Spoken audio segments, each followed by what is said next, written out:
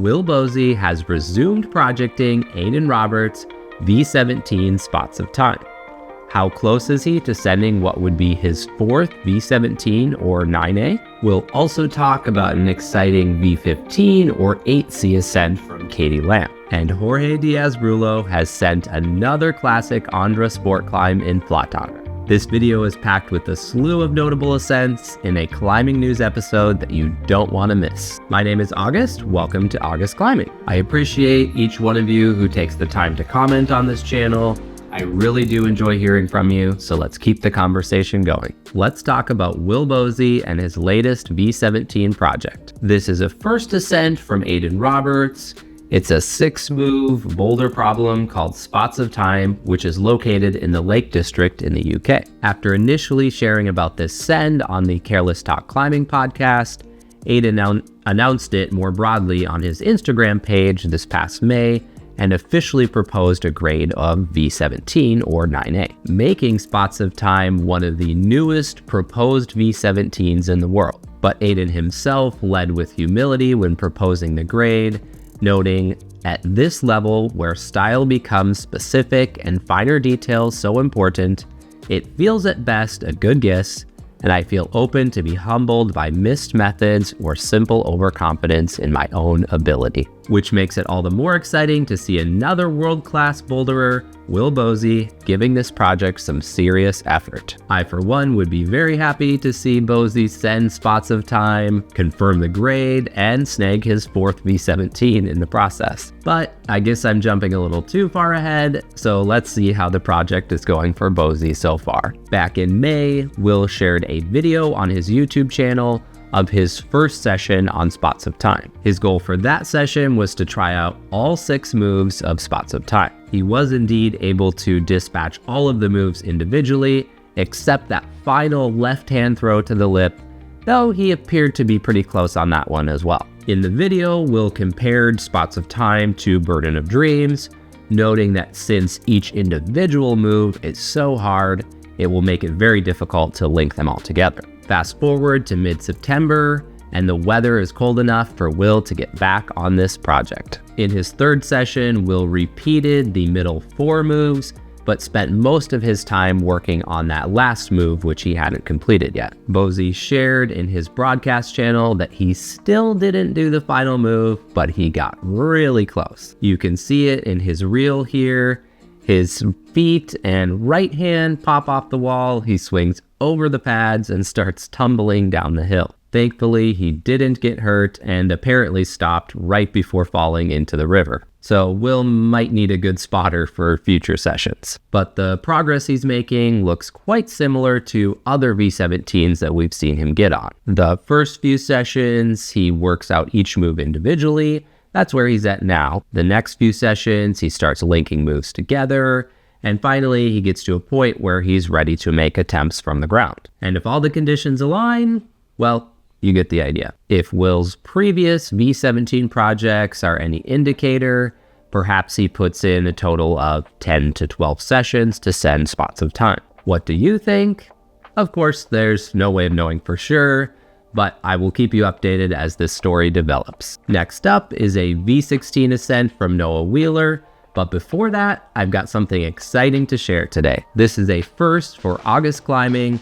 We have a sponsor for today's video, Climbing Culture. The team over at Climbing Culture is passionate about supporting climbers in their journey. I've been using Climbing Culture's loose chalk for the past 2 months in all of my climbing sessions, and it's helped me to send everything from V4 on the moon board to V6 on Slab. I love that this product is reasonably priced to keep more money in your pocket for that gym membership or upcoming climbing trip. Climbing Culture is a US-based small business run by a friendly gym climber named Austin, and buying Climbing Culture products is also a great way to support the August Climbing channel. You can use the code AUGUST for 10% off your order. And did I mention free shipping in the United States? Head over to climbingculture.shop to place your order today. The link will be in the description. And thanks so much to Austin and the Climbing Culture team for sponsoring today's video. Let's jump back into the news with Noah Wheeler, who has sent Insomniac, V16 or 8C+, located in Lincoln Lake, Colorado. Drew Ruana made the first ascent of this long and demanding boulder problem in 2021. It links parts of 2 other boulder problems put up by Jimmy Webb and Dave Graham. Noah shared, "A year ago, I was positive that I would never send this climb. I began trying from the low start last month, and slowly but progressively, in line with growing intuition and fitness, began falling higher and higher. Although a rough patch of weather 1 week before the 2-year Lincoln Lake closure interrupted this sense of progression. A miraculously decent day of weather 3 days before closure provided a window sufficient enough for ascent. This ascent very much felt like a race with time to either finish the route now or be forced to wait years before I have another chance. This aspect was invigorating, but only when I had accepted the possibility of not sending did I send." You can check out the video of Noah's incredible send on the Wheel Rock channel. Sam Weir has sent Hazel Gray Sit, V15/16 or 8C/plus in Switzerland, in what he describes as an amazing granite crimp boulder opened by Giuliano Camaroni in 2021. Sam further shared, "I had done the stand back in 2021, and I always wanted to return for the sit, and he successfully did that after just 5 days of effort." Nathan Williams has sent Creature from the Black Lagoon in Colorado. The story behind this send is pretty cool. Nathan shares, "Hyped to get some revenge last night after the most gnarly punt of my life. I think it's somewhere in the hard V15, soft V16 range. After falling from the final sequence in 2021 and a subsequent closure of the area, Nathan recently returned to finish off this Daniel Woods Classic that was originally put up in 2016. And this next one is my favorite piece of climbing news in today's episode. Katie Lamb has made the female first ascent of Equanimity, V15 or 8C, located in California. And Keenan Takahashi also sent the climb the same day as Lamb. Carlo Traversi made the first ascent of this problem in 2020. And when Jimmy Webb repeated the problem, he asked this question, potentially a contender for the hardest technical boulder in the world? Katie had this to say on Instagram about the ascent. "This journey was almost entirely a mental challenge, which feels emblematic of a broader narrative in my recent scaling. I've been on a skill building mission to try and make this low angle tech style a strength. The crux for me was the process of losing trust and then building back to a point of tenuous belief, whatever that might mean to each scaler. In the end, I found my equanimous mind." With this send, Lamb has now climbed 2 boulders graded V15 or higher, the other being the V15/16 box therapy, which she sent last year. That is absolutely incredible, to say the least. Here's one from Rockland, South Africa. After 2 seasons and 14 sessions, Florian Wientjes has sent Nale Hukataival's the finish line, V15 or 8C. This is an iconic line that we've talked about quite a bit on this channel recently, and it's great to see Florian snag an ascent of it. Lee Sung-soo has sent Asagimadara V15 or 8C in Japan, and he reports that he was able to send it in 1 session on his birthday. I'd say that's a pretty great birthday if you ask me. Nathan Phillips has made the second ascent of Beautiful Mind, V15 or 8C in the UK. This is a first ascent from none other than Will Bosi in 2022. Following the ascent, Nathan shared, "It really excites me that I'm only just climbing my hardest boulders. Now that I've hit 30, it doesn't end here." Felipe Camargo and Lee Sung-soo have both sent the iconic Dreamtime V15 or 8C located in Switzerland. Dreamtime is the world's first V15 ascended by friend Nicole in the year 2000. Philippe shared on Instagram, "This is auto-translated to English, one of the most iconic boulders in the world. Sometimes I don't even believe that I climbed this boulder. Time to dream again, working hard for more moments like this." Lee shared, "If you know how legendary this boulder is. Happy to send this beautiful line." And here are a couple of impressive bouldering flashes. Ondra has flashed Felberqueen, V13 or 8B in Austria. This was on a summer trip with his family following the Olympics. You know, when you're at Ondra and you're on vacation, you might as well stop to flash a V13 boulder on the way. Ondra described the problem as in this rather bizarre dark cave offering very interesting moves on rather slick rock. Simon Lorenzi flashed Pyromane V12 8A Plus in France following the flash. He shared this on Instagram. It's been a while since I felt such a good flow on a flash try.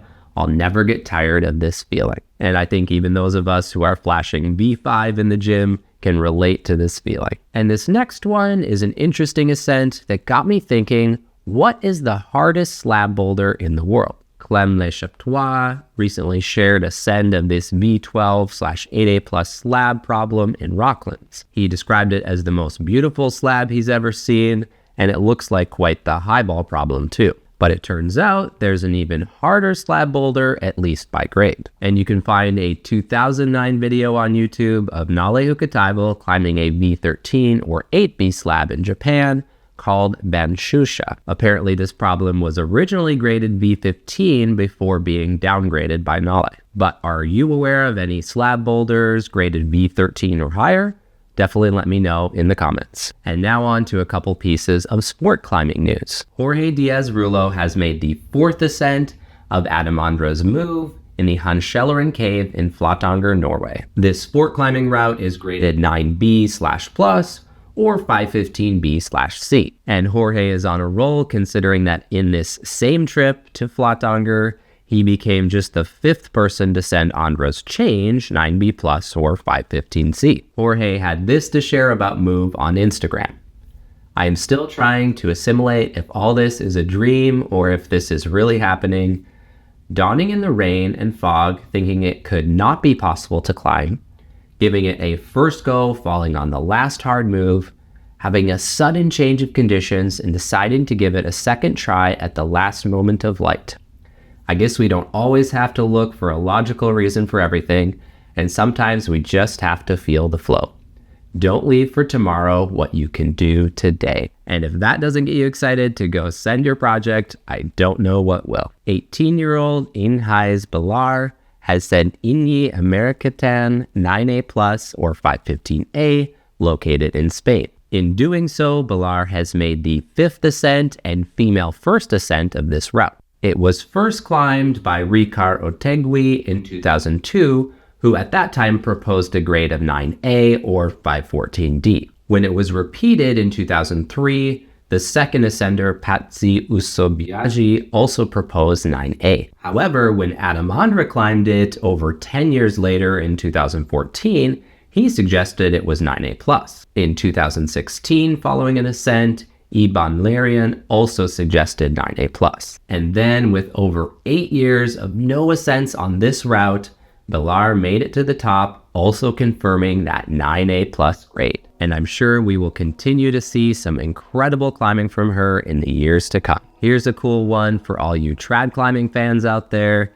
James McAfee has made the first ascent of Ima Ohide E10 7A 8C+ in the UK. It involves a direct start to an existing route called Mission Impossible E9 7A. As I've noted before on this channel, I'm not going to pretend to understand the intricacies of British trad climbing grades, but from the little I do understand, these grades take into account not only the difficulty of the climbing, but also the quality and availability of protection on the route. Let's take a look at what James had to say on Instagram. Ima Ohide or Mission Impossible Direct. Been an epic 3 months to try and do this. First time dry in 6 weeks. Climbing is a total stamina fest 8C+, but with pretty good pro. Tackles a thin seam line via a brilliant rose move to eventually join MI at its cruxes. And here's an epic photo of that rose move that he talked about. In comp climbing news, we witnessed the first IFSC World Cup following the Olympics. This was held in Koper, Slovenia from September 6th to the 7th, and featured the lead discipline only. No combined format here, and I'd have to say it was quite enjoyable to watch a climbing competition that was focused only on one discipline. In the semifinal round, men and women climbed simultaneously on their respective lead routes, which kept things really exciting to watch. In the end, the podium at Koper looked strikingly similar to the Olympic podium. The favorite, of course, was Janja Ganbret, who specifically decided to compete for all of her fans in the home crowd. Otherwise, she likely would have been taking some time off following the Olympics. And Janja did not disappoint. She came out as the final competitor, climbed into the head wall, into that gold medal position, and it looked like she was going to take things all the way to the top. Unfortunately, her foot popped just shy of that final sequence. You could tell she was a little upset about not taking it all the way to the top, but hey, another gold medal and in front of her home crowd, that is pretty great. And here are the final results. On the women's side, Janja Ganbret taking gold. She also, of course, took gold at the Olympics. In second place, we had Jessica Pills, who took bronze at the Olympics. And in third place, we had Annie Sanders, who was not at the Olympics this time, but I would not be surprised if we saw her 4 years from now in LA. On the men's side, do you recognize any of these names from Paris 2024? Toby Roberts taking gold in this World Cup and also at the Olympics. Then Serato Anraku taking silver in this event, also at the Olympics.